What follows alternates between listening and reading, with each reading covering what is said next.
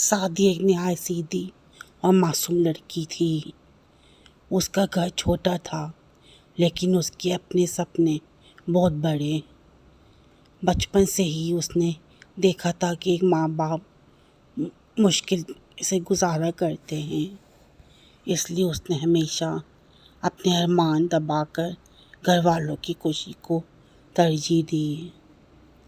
College کے دنوں میں اس نے ایک کلاس فیلو حمزہ پسند تھا۔ دونوں ایک دوسرے سے محبت کرتے تھے، لیکن سعدیہ نے کبھی اس رشتے کو آگے بڑھنے کی ہمت نہ کی۔ ماں کی طبیعت خراب تھی، چھوٹے بہن بھائی پڑھنے والے تھے۔ سعدیہ جانتی تھی کہ اس کی محبت کی راہ اس کے گھر والوں کی ضرورت سے ٹکرا جائے گی۔ جب سعدیہ کے لیے رشتہ آیا، وہ لڑکا اس کے لیے انجان تھا۔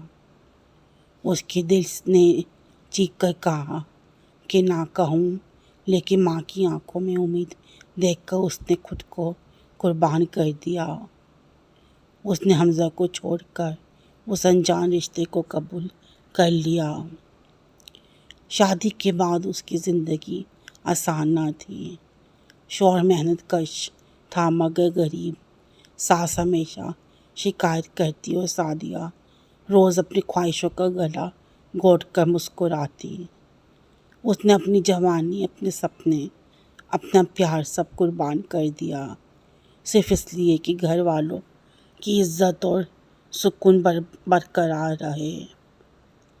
دن، مہینے اور سال گزرتے گئے۔ ماں باپ نے سکون پایا، بہن بھائی پڑھ کر اپنی زندگی سنوار گئے، مگر سعدیہ کی قربانی کسی کو نظر نہ آئی۔ اس نے جو محبت، خوشی اور ارمان چھوڑے تھے ان کا ذکر کسی نے نہ کیا۔ آج بھی وہ اپنی تنہائی کے پلوں میں سوچتی ہے، میں نے جو قربانی دی، کیا اس کی کبھی اہمیت سمجھی جائے گی؟ یہ کہانی ان ہزار لڑکیوں کی کہانی ہے جو اپنی خوشی قربان کر کے دوسروں کی خوشی کے لیے جیتی ہیں، مگر ان کی قربانی کبھی سمجھی نہیں جاتی۔